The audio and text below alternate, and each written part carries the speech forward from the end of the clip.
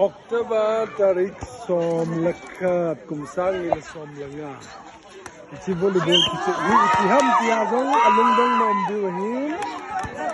Asan ho hi zon hing lo mahin ayang ho khu len chong hoi lo mahi. Hoi lai muna kichi ham dong ti jang bang kwa kichi mahi. Ala dong ti jang bang kwa iti ngai kwa kichi ham. Gam tu jang ten 1961 pada kum tina sabang ku aman jing chu tu kum jang he hang ko na sports hi sabang gul se kitin hi lom nga zena ki homa jon ling len chang hoi khup tinga asizol ling kim tong lom ti jon ki homin ti lom ho hi league round a football volleyball lum nei la pasal le ita chu kichima so hi benglang blom kichima nuki naw lang ho ama ho he achu lai ta ho hi ama jinei ji ba ta hi hung nga tam da ne hi sai kha e so mi ti hin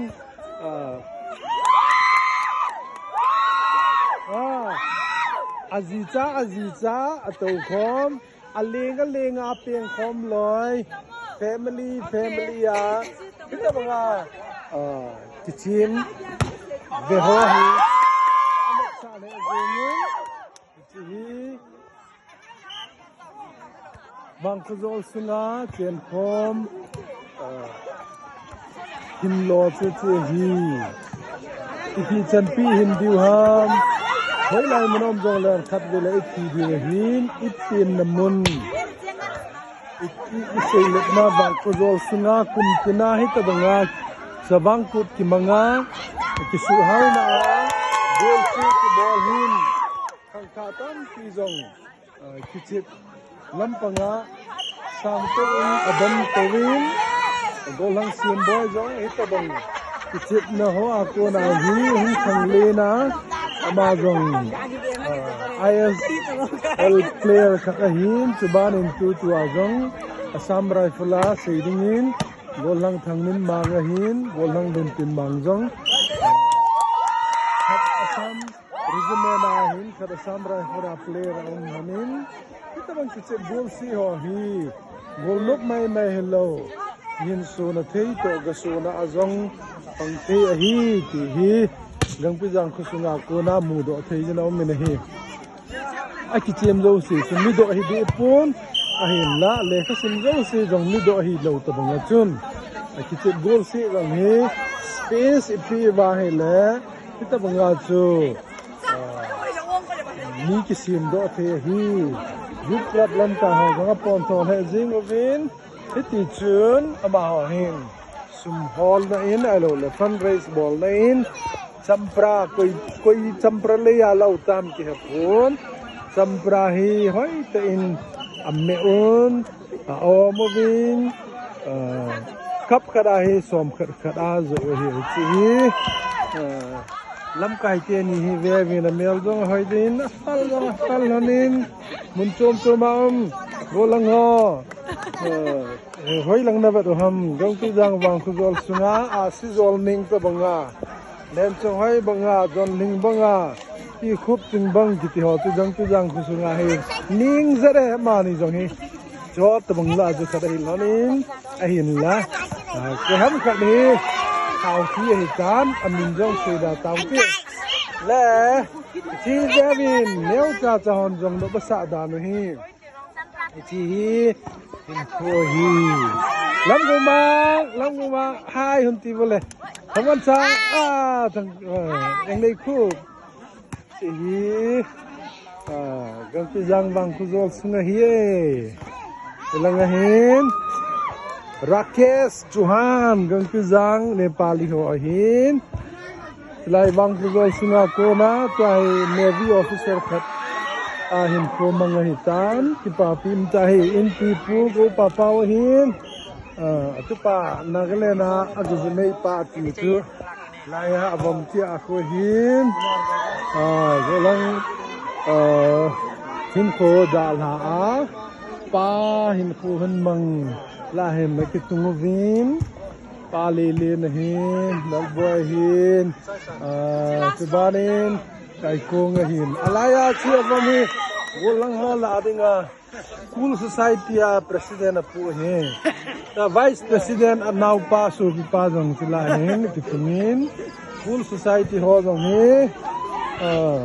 Ana Levin, Tihin, La Solomon hin, Alam hin, La Messi Atipau. Merci pa hin. Family hin ko mangun. Jadi bangku golfung adopsa ay nahi. Kebangan sa lumpit gang tigang ahi. Koronan jong asutang jo pun. May higalin jong asutang jo pun nahi. 1961 apa dah, hindi mangjung to, ulah pati na himbanti, kun kang katian jang hetimin, dia langin jang hetimin, iti higecun tradition hitam sa nilaw dingin, pung jadi, so tadaki mangji jang le asupo dingzuin Sunday ni ho, ipagpom na tabangin, akiman na kom jang amin, iti sabangkut kiman nahi. Koronan jong asutang jo pun, may legalan jong asutang jo pun ahi. Iti ahi, pagol sunga kisip kom. Laya, nute ho, nga ho, ate ho, golong ho, hibegin. Iti ahi, galatol siya, nato athamna. City Munchom Delhi, Guwahati, Bangalore, Hyderabad, Chennai, Hoylai, Juntam Hinla, Kusunga, Aumjong, Hikihin, Akiling Chatove, Bevin, Nupa, Azong, Tukoma, Kitip Golse, Nahi, Namsi Runguya, Lineman Ho, Alinga, Amiel Hilali Hile. Kung tatjing o hi verin. Langa he, chuni la he, John Hingte chuni ha dan he. Laya he, verin.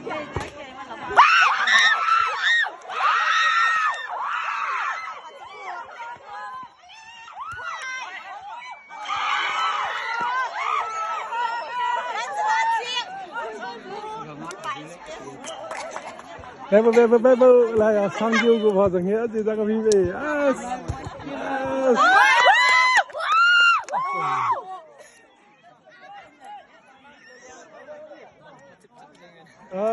cho bang cụ hết dinh nữa amiel ra chùm để cái số bài khát gì hết dinh nó dinh khát gì mai hôn họ đó là cái phá mình thì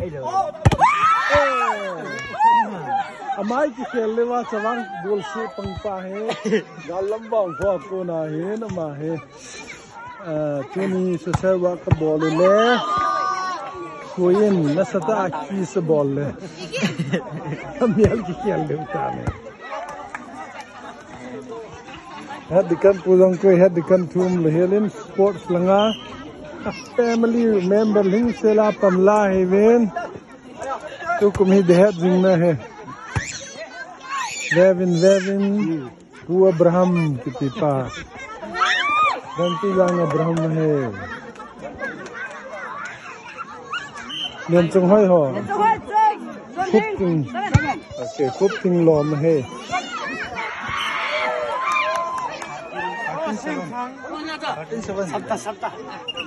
Point counter ho. Lesson phung bang ko na ho. Pujong kut bangin hongin. Point na sata na ziin sikleng vivi ho jong na sata panalawin. I like her body jong ma jong. Itu selen na pangin korongan bihin. Korongan bi ho kitu ni go kada khumna ko ha tapoi. Ai kong kaya si milay de chai. Ani actress ani ngahin. Sivit ti jos raw tampin star kada hin. Isang siya ko na ganti lang akut mga hangin. Wakan selam kaya ko na api cawa lungduta kicit gol se veho hi ve